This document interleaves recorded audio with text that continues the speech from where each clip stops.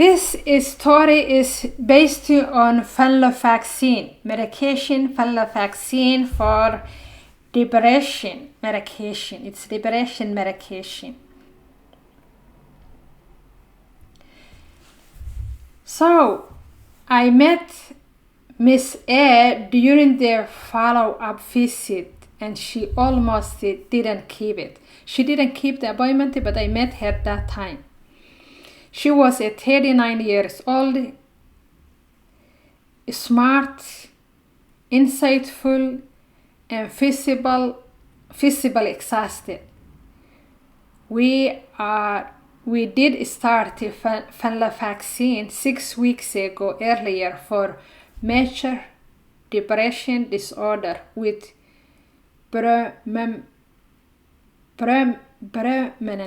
anxiety. So the patient has anxiety and depression. After 2 weeks of a SSRI, trials had stayed out.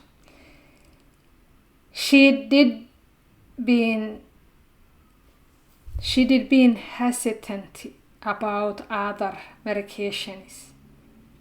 I didn't want it to feel, that's what she said, I didn't want it to feel numb, she said at the first visit. I just want my brain to slow down enough to function. So we started slow, carefully, intentionally. We started with 370.5 and then gradually increased to 75 milligram.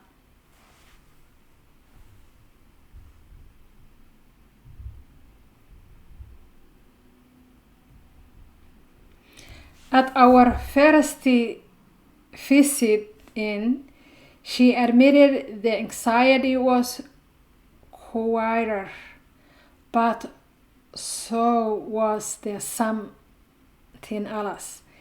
Her motivation, her emotional range, not going but dull. She felt dull.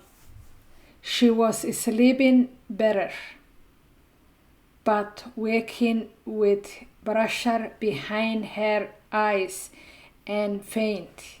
Persistent nausea, that's what she felt with the medication, and she couldn't quietly shake.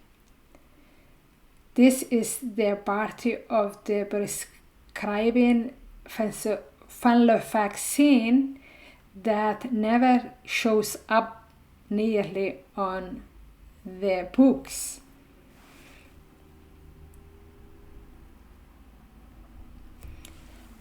By week 6, she was torn. I am better, but I am not. That's what the patient said. I am better, but I am not well. And I am scared that stopping this medication will make me very crash. That's what the patient said. We talked through what venlafaxine really is. Not just the other anti-depression medication, but medication those double mechanism changes across doses, and one that the nervous system learns quickly.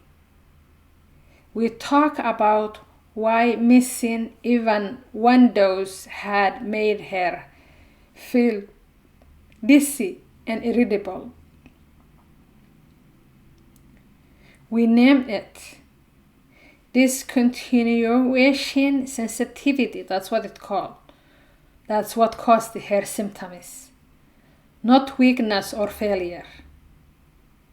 That honestly shifted the tone of the visit. Together, we reviewed the options. So the options were increase the dose to fully engage the norepinephrine component, or hold steady and give more time, or pivot to slow deliberately to something else, because you have to titrate and slowly to something else. What mattered most was not the choice itself.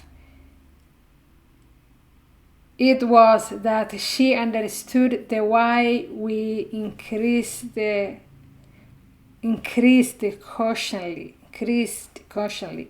and I documented a clear plan, slow titration, blood pressure monitoring, and most importantly, appropriate that if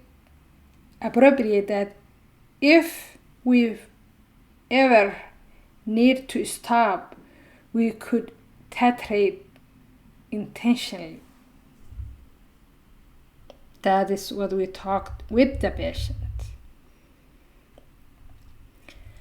At her next visit, she told me this: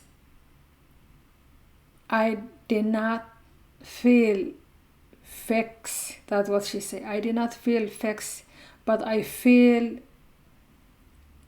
reachable, like myself is back.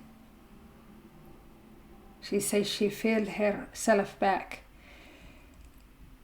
That when I know Venlafaxine was doing its job, not by erasing her emotion, but by giving her enough stability to work with them. Venlafaxine has taught me this over and over. So I learned from this case study over and over. It can be transformative, but only when prescribed with education, pacing, respect for the nervous system. So you have to consider those: educating the patient, titrating the medication, and respecting or considering nervous system reactivity or reaction. So my question to you is, how do you prepare the patient starting Venlafaxine for both its benefit and discontinuation risk before problem arise? Thank you for joining me today. Please prescribe and join me again. Thank you.